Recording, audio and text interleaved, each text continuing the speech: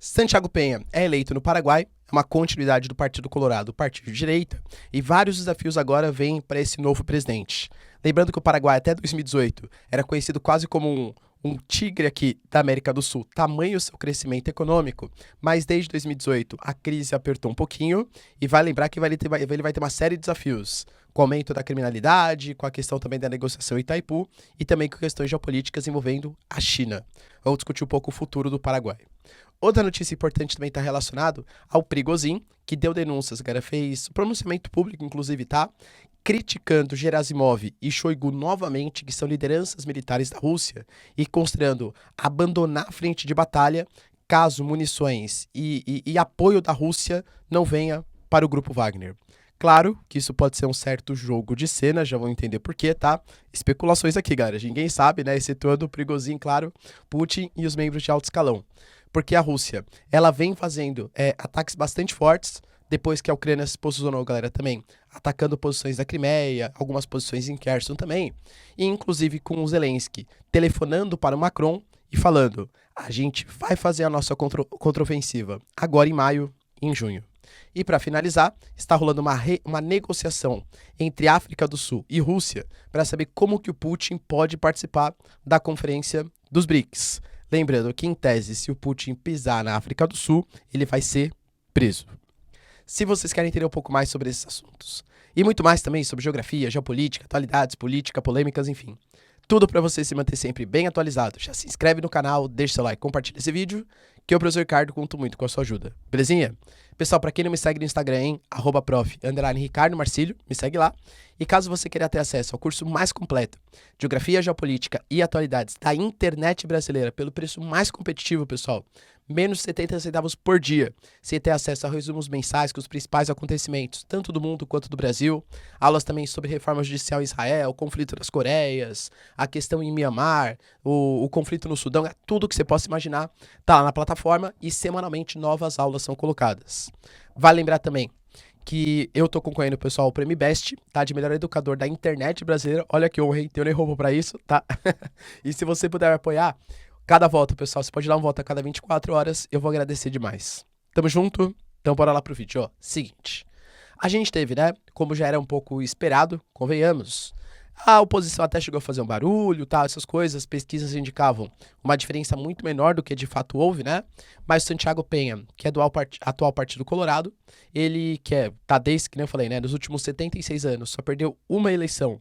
E, inclusive, o presidente que foi eleito à época, o Fernando Lugo, nem chegou ao final do seu mandato, sofreu um processo de impeachment, mas ele foi eleito pelas indicações preliminares com 43% dos votos. Vai lembrar também que teve uma renovação, né, no parlamento, no poder legislativo, e aparentemente o Partido Colorado, que é a situação também, continua no poder, tá? Eu acho que isso é bastante sintomático, por quê? Porque dentro desse contexto, né, de pandemia, crise econômica, praticamente todos os países tiveram uma vitória da oposição. Inclusive, se vocês repararem, até no Brasil isso acontece, né? Vocês já repararam como são os governos da América do Sul, na América Latina como um todo?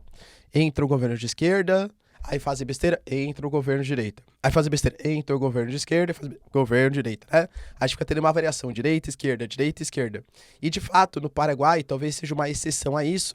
O Partido Colorado foi o primeiro aí país da América do Sul, né? Ou pelo menos um dos únicos, que nesse período de maior crise, pós-pandemia, teve uma continuidade do governo, né? E isso pode dar um indicativo que talvez essa onda vermelha, hoje a gente pega os países da América do Sul, galera, Brasil, Argentina, Chile, né, com o Boric, o Peru mesmo, tinha, né, o Castilho agora com a Dina Boluarte, a própria Colômbia, Gustavo Petro, pô, praticamente todos os países ali de esquerda, essa onda rosa, né? Mas, agora, com a eleição do Santiago Penha, que é uma continuidade da direita. O Mário Abdo Benítez também era um cara de direita, né? E possivelmente a gente vai ter eleições agora na Argentina. O Alberto Fernandes, pessoal de esquerda, também já anunciou que nem vai concorrer. Talvez seja a Cristina Kirchner. Mas, por exemplo, a gente tem pessoas como, por exemplo, o Milei, Javier Milei, que é um cara também de direita, né? Às vezes ele se considerava até anti-Estado, né? Um anarcocapitalista. Mas vamos colocar ele no setor ali direita mais conservadora. Cara, isso pode significar o fim dessa onda rosa, dessa onda de esquerda que nem de fato chegou a se estabelecer, né? Lembrando que o Lula, pessoal, deu os parabéns, claro, mas é óbvio que ele veio com grandes preocupações, ou pelo menos com maiores preocupações, Porque se a gente tivesse a vitória do candidato da oposição, cara mais de esquerda, o setor mais sensível para o Brasil, que é a energia, galera, que abastece praticamente, né, o centro-sul do nosso território, que é Itaipu, vai ter uma renegociação do preço, já que o acordo dos 50 anos venceu, e com um governo que tivesse um pouco mais de similaridade política, talvez fosse mais fácil, né, um acordo bom para o Brasil. Lembrando que os paraguaios estão levando bastante a sério isso, visto que eles consideram, pessoal, que a Itaipu é um patrimônio deles. E eles venderam energia muito barata nos últimos 50 anos para pagar a dívida que tinha com o Brasil, mas agora eles exigem que seja pago um preço mais justo. O Mário Abdo Benítez, por exemplo, antigo presidente, quando ele foi negociar o preço, quase que ele sofreu impeachment, porque supostamente ele está fazendo um acordo muito bom para o Brasil e pouco bom para os paraguaios. Só que agora o Santiago Penha, ele vai ter que recuperar aquele país que crescia até 2018, o tigre da América do Sul, considerado, né, pelo crescimento econômico do Paraguai. Só que nesse momento o Paraguai está com alguns problemas. Por exemplo, a gente está falando de um país, cara, que está com déficit fiscal de 3% do seu PIB, tá? Tá passando por uma crise de segurança pública. Aliás, até por isso, né, a gente pode perceber que é uma coisa que está aumentando em praticamente todos os países da América do Sul, no Uruguai, no Chile, e a retórica da direita contra a crise de segurança pública é mais efetiva do que a retórica de esquerda, então é fato que, geralmente, quando crise de segurança, né, se estabelecem, galera, é natural que governos mais direita fiquem mais populares. A gente vê o caso, por exemplo, do polêmico presidente de El Salvador, que vem tomando medidas drásticas, por exemplo, para redução ali da criminalidade, tá? E isso pode reverberar em alguns países aqui da América do Sul, mas ao mesmo tempo tem outras situações periclitantes. Por exemplo, a gente fala hoje de um país que está com esse déficit fiscal muito também, porque existe uma evasão fiscal muito grande, cara, uma crise nos impostos. O Paraguai é um país que se notificou por esse crescimento econômico, cobrando baixíssimos impostos, só que com uma burocracia muito grande também.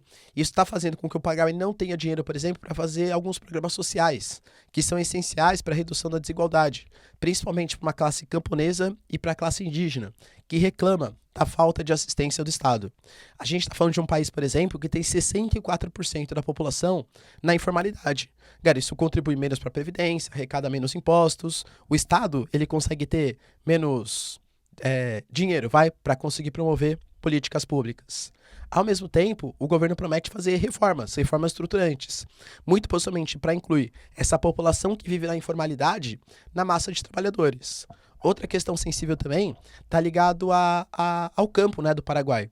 Pessoal, para vocês terem uma noção, hoje o Paraguai ele é o terceiro maior exportador de soja do mundo e o oitavo maior exportador de carne bovina do mundo. É um país que reprimarizou bastante a sua economia, né, principalmente pós 2018. Só que nos últimos anos a gente teve secas gravíssimas. Não só no Paraguai, como na Argentina, que também está sofrendo com isso e tal. Cara, isso reduz ainda mais o poder do Estado. Então são várias problemáticas, segurança pública, renegociação de Itaipu, a questão China e Taiwan. Cara, ele aparentemente vai continuar colocando Taiwan como a China de verdade, tá? Mas isso pode fazer com que a China faça retaliações ao Paraguai, é fato. E também a questão da evasão fiscal. Vai ser um governo, digo, complicadinho, para conseguir recuperar o crescimento econômico do Paraguai. Outra notícia, galera, que chama bastante atenção, tá ligado ao Prigozhin. Para quem não sabe, né, pessoal, o Prigozhin é um aliado do Putin, ou pelo menos era, vamos especular aqui, né? Era um cara que trabalhava muito no setor de comida na Rússia e foi um dos oligarcas da Rússia, né? Ele conseguiu dar conta de todo o suprimento de comida para o setor público da Rússia. É uma aliança que o Putin faz geralmente, né, com as lideranças econômicas. Então a liderança econômica, o oligarca, o empresário, não reclama do Putin, apoia o governo Putin e o Putin dá benefício para esses oligarcas, para esses empresários. É natural que isso aconteça, tá? E o Prigozhin foi um desses casos. Só que além de tudo ele começou a liderar o maior grupo paramilitar da Rússia, que é o Grupo Wagner, que já atuou, pessoal, na Síria, no Sudão, inclusive, também, né? E agora já atuou também na Ucrânia, inclusive vem atuando agora.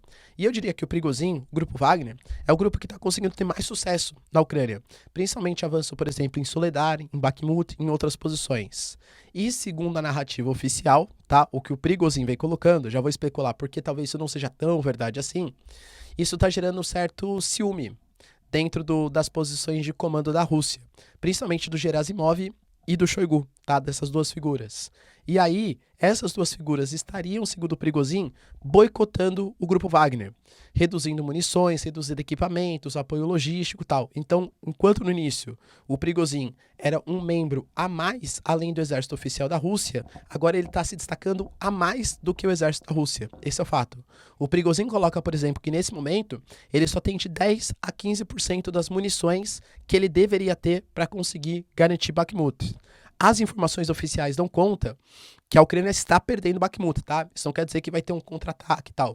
Mas o Prigozhin considera que principalmente as tropas da Rússia, que fazem o cerco a Bakhmut, e o próprio Grupo Wagner estão muito enfraquecidos. Então eles precisam de mais apoio logístico da Rússia, que não vem sendo dado por questões políticas e não por questões logísticas, e que inclusive se esse apoio não for dado, ele vai retirar as posições do Grupo Wagner das posições em Bakhmut e em Soledar, fazendo com que a Ucrânia consiga avançar em Donetsk, na porção de Lugansk e Donetsk, o que vai iniciar um contra-ataque dos ucranianos, que está prometido agora para maio e para junho, né?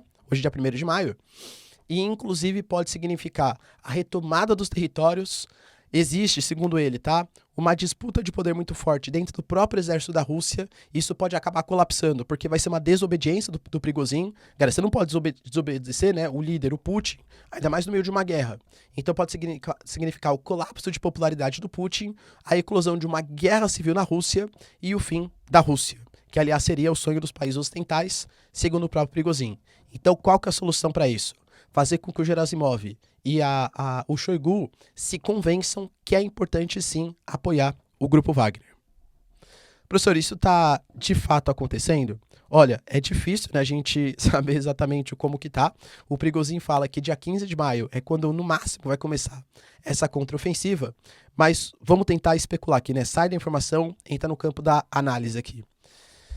A gente sabe como o Putin, ele é bastante severo quando a gente fala de, por exemplo, produtores de conteúdo ou pessoas, por exemplo, que falam que inclusive é uma guerra. Ele chama de operação militar especial. Ainda mais criticar publicamente a ação do líder ou dos líderes Gerasimov, né, e Shoigu. Assim, e galera, não é que, mas é que o Prigozhin tá longe, tá lá em Bakhmut. Galera, ele volta pra Rússia. Inclusive, lembra do atentado que aconteceu, que o Prigozhin ia participar, por exemplo? Ele não fica constantemente ali na porção da Ucrânia, não, tá? Ele tem livre trânsito. Não é meio estranho pensar que um cara como o Prigozhin, por exemplo, possa fazer críticas tão graves assim, olha, a Rússia vai entrar em colapso, a gente pode perder essa guerra, não estão apoiando a gente e tal? Pode ser, galera, tô especulando, pode ser que não, tá? Pode ser que realmente o Prigozhin seja muito poderoso e a Rússia não tenha coragem de comprar briga porque o Grupo Wagner é super importante, tá?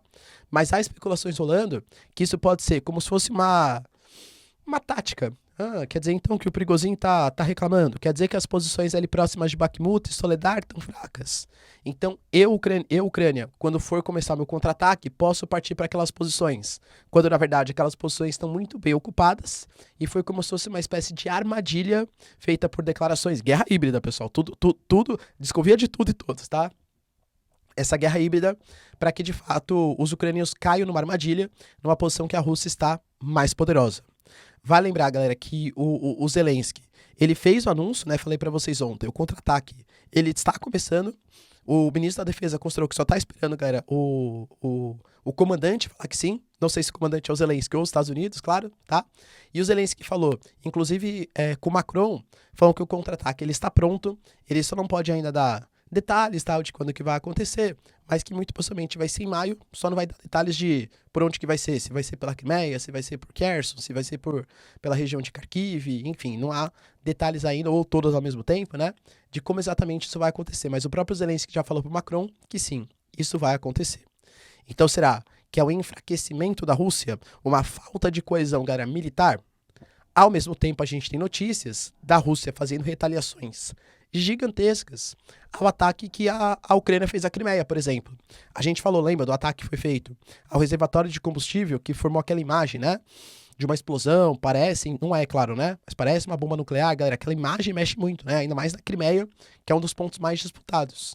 A gente teve notícias, por exemplo, da Rússia fazendo ataques, pessoal, a equipamentos, munições e aos responsáveis por cuidar desses equipamentos, em vários territórios, como por exemplo em Bakhmut, em Kupiansk. Galera, 5 grupos de sabotadores com 85 patentes foram mortos em Kupiansk. Em Krasnye-Lima, por exemplo, 55 militares, um obuseiro D-20, 2 obuseiros D-30 foram também capturados.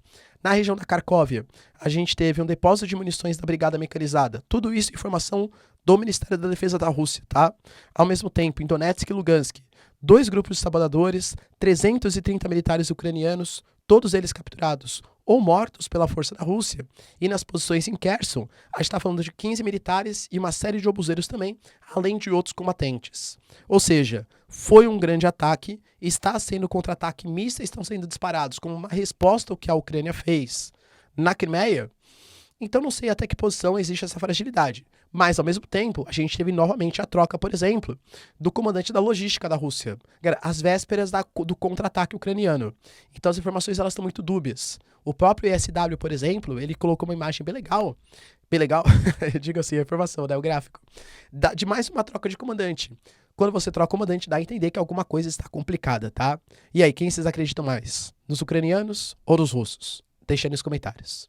E só para finalizar, a mídia sul-africana está demonstrando uma certa preocupação. Professor, preocupação com o quê? E agora, hein? Vamos ter reunião dos BRICS, que vai ser na África do Sul, meio do ano.